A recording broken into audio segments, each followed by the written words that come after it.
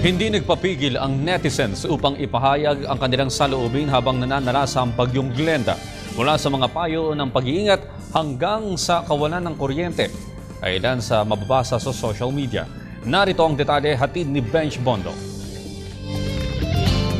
Kasabay ng hampas ng hangin, bagsik ng ulan at alimpuyo ng karagatan dahil sa bagyong Glenda, saglit na natahimik mula sa araw-araw na kaabalahan ang Kamaynilaan at mga karatig na lalawigan.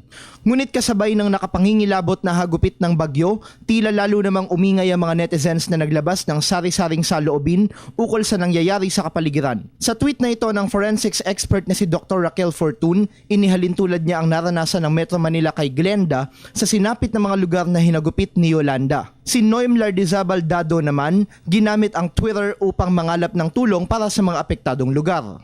Puno naman ng inspirasyon ang mensaheng ito ni Joy Springs na nanawagang ipanalangin ang kaligtasan ng ating mga apektadong kababayan. Samantala, nagtrending rin ang hashtag kapag brownout at lumabas ang ilang positibong disposisyon at nakatutuwang gawain ng ilang mamamayan sa gitna ng dilim. Ang isang ito, literal na masarap ang buhay dahil mayat maya ang kanyang nguya. Kasabay ng dilim, tila napaaga naman ang Halloween para sa netizen na ito dahil bida na naman ang mga kwento ng kababalaghan. Ngunit kung may magandang hatid ang pagtama ng bagyo, ito ang pagsasama-sama at salo-salo ng pamilya sa tahanan kahit pa kandila lang ang nagsisilbi nilang liwanag. Hindi nga maitatangging makapangyarihan ang social media.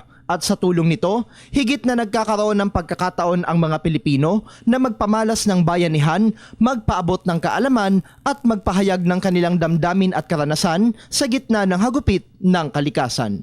Para sa Telebisyon ng Bayan, Benj Bondo.